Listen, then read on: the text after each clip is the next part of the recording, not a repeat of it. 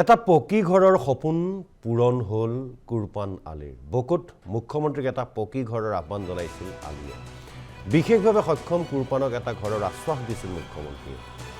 মুখ্যমন্ত্ৰীৰ আশ্বাসৰ এসপ্তাহৰ ভিতৰতে কুৰপানে পালে ঘৰেই নহয় অন্যান্য চৰকাৰী আঁচনিৰ সুবিধাও পালে কুৰপানে।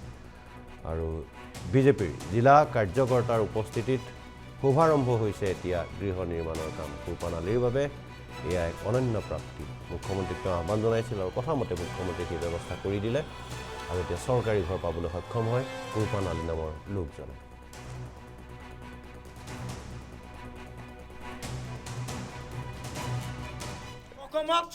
প্ৰথম কথা হ'ল আমাক ঊৰ্ধ্বতম কৰ্তৃপক্ষৰ পৰা আমাৰ কুৰপান আলী ডাঙৰীয়াৰ ঘৰটো উদ্বোধনৰ কাৰণে পঠাই দিলে। যোৱা 5 নৱেম্বৰ নহয় 5 নৱেম্বৰ তাৰিখে পাঁচ ডিচেম্বৰ তাৰিখে আমাৰ অসমৰ জনপ্ৰিয় মুখ্যমন্ত্ৰী ডক্টৰ হিমন্ত বিশ্ব শৰ্মা দেৱক আমাৰ কুৰপান আলীয়ে প্ৰধানমন্ত্ৰী আৱাস যোজনা উদ্বোধনী সভাত লগ কৰিছিল। আৰু লগ কৰাৰ লগে লগে আমাৰ জনপ্ৰিয় মুখ্যমন্ত্ৰী ডক্টৰ হিমন্ত বিশ্ব শৰ্মাদেৱে আমাৰ কুৰপান আলী ডাঙৰীয়াক এটা ঘৰ, এটা শৌচালয়, অৰুণোদয় দিয়া ব্যৱস্থা কৰিছে। আৰু তাৰ কাৰণে আজি আমাক এই যিটো ঘৰ আমাৰ সন্মানীয় মুখ্যমন্ত্ৰী মহোদয়ে দিলে, সেইটো ঘৰৰ আজি আমি শুভ উদ্বোধন কৰিলোঁ। ঊৰ্ধ্বতম কৰ্তৃপক্ষৰ নিৰ্দেশ মৰ্মে আমি শুভ উদ্বোধন কৰিলোঁ। এই উদ্বোধনীৰ জৰিয়তে মই অসমবাসী ৰাইজক এটাই ক'ব বিচাৰোঁ যে আমাৰ ডক্টৰ হিমন্ত বিশ্ব শৰ্মা কথাৰে কাম নকৰে, কাম কৰে। এটা পকী ঘৰৰ সপোন পূৰণ হ'ল কুৰপান আলীৰ। বকুত মুখ্যমন্ত্ৰীক এটা পকী ঘৰৰ আহ্বান জনাইছিল আলীয়ে।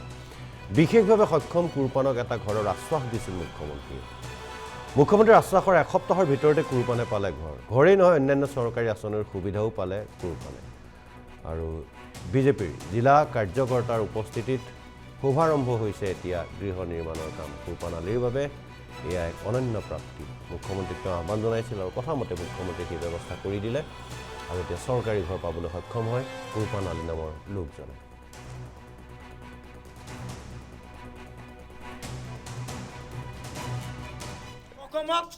প্ৰথম কথা হ'ল আমাক ঊৰ্ধ্বতম কৰ্তৃপক্ষৰ পৰা আমাৰ কুৰপান আলী ডাঙৰীয়াৰ ঘৰটো উদ্বোধনৰ কাৰণে পঠাই দিলে।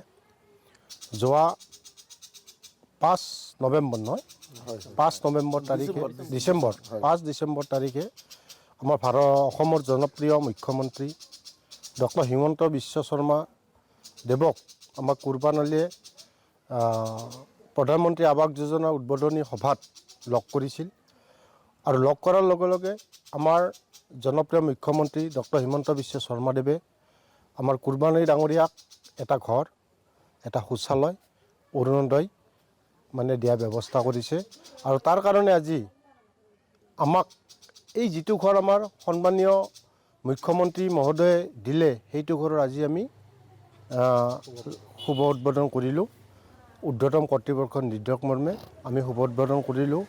এই উদ্বোধনীৰ জৰিয়তে মই অসমবাসী ৰাইজক এটাই ক'ব বিচাৰোঁ যে আমাৰ ডক্টৰ হিমন্ত বিশ্ব শৰ্মা কথাৰে কাম নকৰে, কাম কৰে।